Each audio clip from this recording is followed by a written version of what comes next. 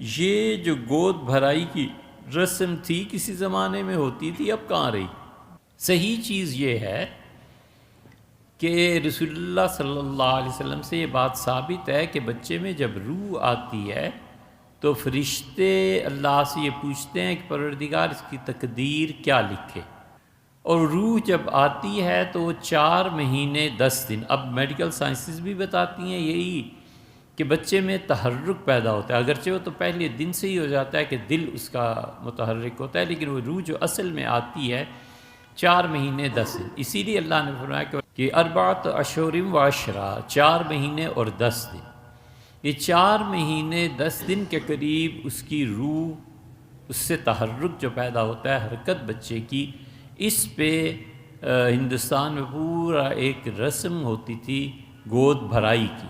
اب گود بھرائی کہاں رہی ہوگی تو انہی کی رہی ہوگی جو کراچی میں ہے، جو اس نسلوں سے یہاں آگے نسل منتقل ہوئی ہے، وگرنہ پاکستان ان علاقوں میں بنایا گیا ہے جہاں کبھی بھی کوئی تہذیب نہیں تھی۔ وہ تہذیب کیا تھی؟ گھوڑے لڑانے، وہ بٹیرے لڑانے کی۔ وہ تہذیب کیا تھی؟ چرس بھنگ پینے کی۔ وہ تہذیب کیا تھی؟ ہاں، مرغے لڑانے اب تک بھی ہے،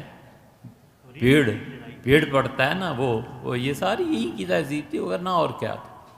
اتنے بڑے بڑے لوگ اس سرزمین میں، گولڈا میں حضرت پیر میر علی شاہ صاحب رحمۃ اللہ علیہ، کیا کسی نے قدر کی اور کیا حضرت رحمۃ اللہ سے کسی نے پڑھا؟ سلسلہ قادریہ کے ان لوگوں میں سے تھے جن لوگوں کے متعلق آتا ہے کہ حضرت شیخ عبد القادر جیلانی رحمۃ اللہ علیہ کے بعد سلسلہ قادریہ کی نمایاں شخصیت حضرت پیر میر علی شاہ صاحب رحمۃ اللہ علیہ کی تھی۔ کس نے پڑھا اور کس نے جانا؟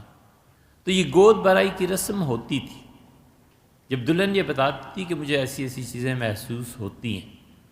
حضور صلی اللہ علیہ وسلم نے فرمایا جب بچے میں روح آتی ہے تو 4 چیزیں طے کر دی جاتی ہیں۔ فرشتے اللہ سے پوچھتے ہیں اللہ یہ سعید ہوگا یا شقی ہوگا، بدبخت یا نیک بخت؟ تو اللہ تعالیٰ بتا دیتے ہیں یہ کیا ہے۔ اس کے انجام پہ نظر کر کے ساری زندگی یزید کی طرح بدبختی کے کام کرتا رہتا ہے، اور تقدیر میں لکھا ہوتا ہے کہ بہت نیک آدمی ہے۔ حضور صلی اللہ علیہ وسلم وفات سے صرف 1 ہفتہ پہلے اللہ کی رحمت، کوئی نیکی اس کی کام آ جاتی ہے، اور خدا کہتا ہے میرے بندے کی تقدیر کو اب بدل دو، یعنی یہ جو 1 ہفتہ رہ گیا ہے اس میں نیکی کے کام وہ کرے گا۔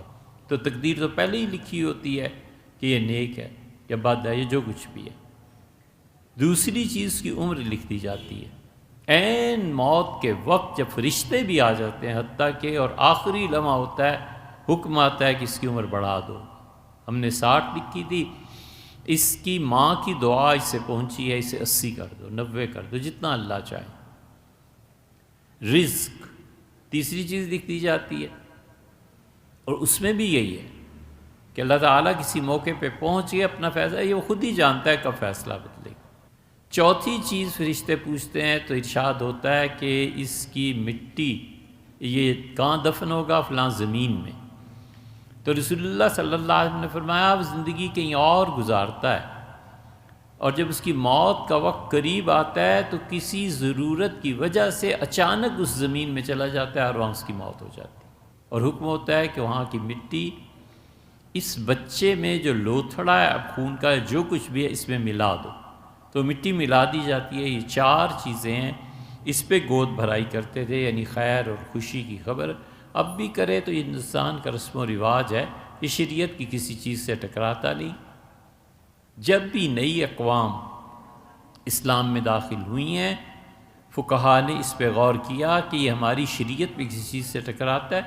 نہیں ٹکراتا۔ انہوں نے کہا الاؤڈ ہے، بس ٹھیک ہے لوگ کریں، کیونکہ یہ ان کا ایک طرح کا قومی رسوم ہے، ان کا حق بنتا ہے جیسے وہ خوشی منائیں، اگر وہ خوشی شریعت سے نہیں ٹکراتی۔